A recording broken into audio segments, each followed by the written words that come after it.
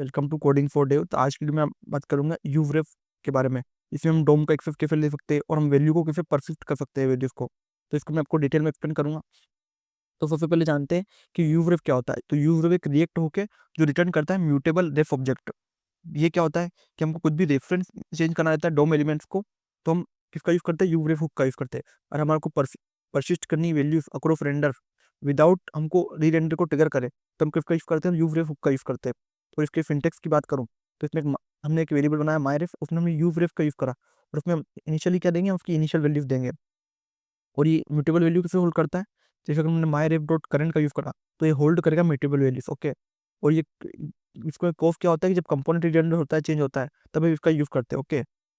सबसे पहले वे जानते हैं कि हम एक्सेस कैसे कर सकते हैं doc element like document dot query selector. इन इस तरीके से हम डोम एलिमेंट को एक्सेस कर सकते हैं। तो सबसे पहले इसको देखते हैं।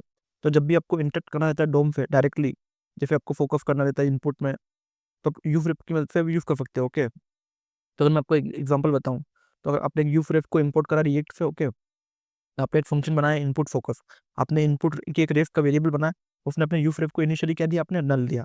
अब आपने क्या करा, हैंडल फोकस करा, फिर आपने क्या करा, इनपुट डॉट रेफ को आपने क्या करा, करंट के दे दिया, फोकस दे दिया, तो उस पर हैंडल होगा। तो वो एक्सेस क्या करेगा, इनपुट के डोम एलिमेंट को एक्सेस करेगा।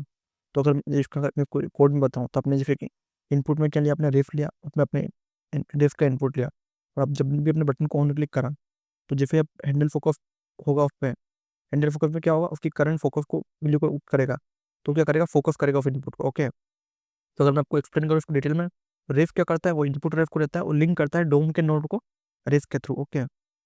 और जो इनपुट रेफ जो करंट है, वो क्या करता है, वो एक्सेस देता है डोम की एक्चुअल डोम एलिमेंट्स का। और जो इनपुट रेफ डॉट करंट फोकस है, ये फेट करता है उसके फोकस को ऑन द इनपुट। तो इस तरीके से हम उसका डोम का एक्सेस ले सकते हैं। बात करते हैं परसिस्ट कैसे कर सकते हैं म्यूटेबल वैल्यू विदाउट रेंडर। जो यूज रेफ होता है उसमें स्टोर होती है वैल्यू जो कभी चेंज नहीं होती रेंडर्स के अकॉर्डिंग, वो ट्रिगर नहीं होती रेंडर पे जब हम अपडेट करते हैं। इसको कई के लिए यूज़ करते हैं, इनको हम यूज़ करते हैं टाइमर के लिए, प्रीवियस वैल्यूज के लिए, कंपोनेंट स्टेट स्टॉप स्नैपशॉट के लिए, फ्लेक्स के लिए जो ट्रैक करने के लिए रहती कंपोनेंट माउंट हुआ कि नहीं हुआ, इसके लिए हम इसका यूज़ करते हैं। तो अगर मैं आपको एक एग्जांपल शो करूँ, तो स्टोर कैसे करेंगे प्रीवियस स्टेट को, पहले हमको यूव इफेक्ट और यूव रेफ और यूव स्टेट को फिर में इंपोर्ट करना। तो सबसे पहले हम क्या करेंगे, हमारा काउंट सेट करेंगे, काउंट सेट करा हमने, फिर हमने प्रीवियस काउंट रेफ का एक यूव रेफ बनाया, उसमें मैंने क्या करा, प्रीवियस काउंट रेफ को करंट करके काउंट कर दिया मैंने। ओके। और इसमें मेरी डिपेंडेंसी क्या है, count, on the basis of हमारा काउंट फंक्शन चेंज होगा। ओके। इसमें मैंने क्या करा, करंट मैंने काउंट रखा और प्रीवियस मैंने क्या रखा, प्रीवियस रेफ डॉट काउंट। ओके। अब मैंने क्या करूँगा, मैं एक ऑन क्लिक फंक्शन लगाऊंगा, उसमें सेट करूँगा काउंट, तो काउंट की वैल्यू पे इंक्रीज कर दो। जैसे जैसे काउंट की वैल्यू इंक्रीज होगी, वो कहाँ से होगी, वो होगी यूज इफेक्ट का यूज करके, वो उसमें किसका यूज होगा, हमारे रेफ का यूज होगा। तो रेफ हमारा चेंज करेगा काउंट की वैल्यू। ओके। पहले हम स्टेट को मैनेज करके चेंज करते थे, हमने स्टेट का यूज करा था, लेकिन हमने इसमें किसका यूज करा, हमने यूज करा रेफ का। तो अगर इसको एक्सप्लेनेशन में आपको बताऊँ, तो हमने preview dot count dot current का यूज करा, जो अपडेट करता है ईच रेंडर को, बट ये रेंडर कोव नहीं करता है। ओके। और ये हैंडी है कंपेयर करने के लिए करंट वैल्यू और प्रीवियस वैल्यू के लिए। ओके। अगर मैं आपको you ref of you state दोनों का अगर मैं आपको डिफरेंस बताऊं, तो जो जो ट्रिगर करता है रिजेंडर पे, वो करता है यू रेफ। ओके। वो ट्रिगर नहीं करता, और जो यू स्टेट है वो करता है। अगर यूज की बात करूँ, तो जो डोम रेफ टाइमर प्रीवियस वैल्यू है, उसके लिए हम यू रेफ का यूज करते हैं। और अगर यू आई ड्रिवन स्टेट के लिए हम यू स्टेट का यूज करते हैं। परसिस्टेंट की बात करें, यू रेफ परसिस्टेंट रहता है और यू स्टेट भी परसिस्टेंट रहता है।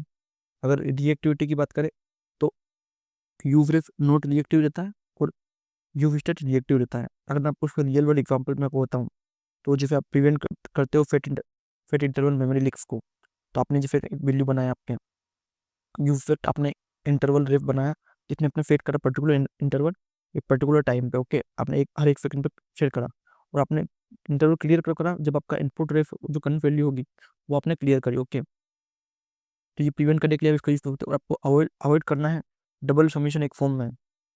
तो आप क्या कर सकते हो, यू रेफ को इनिशियली फोल्स कर सकते हो। जैसे मैं इसको एक्सप्लोर करता हूँ, जैसे आपने सबमिट रेम का नाम का फॉल बनाया, उसमें आपने क्या यूज रेफ का यूज करा, तो अब हैंडल सबमिट में क्या होगा, वो चेक करेगा उसकी वैल्यूज और उसको डायरेक्टली रिटर्न कर देगा। और जब हमारा खत्म हो जाएगा, उसकी वैल्यू को 2 कर देगा जब हैंडल सबमिट होगा।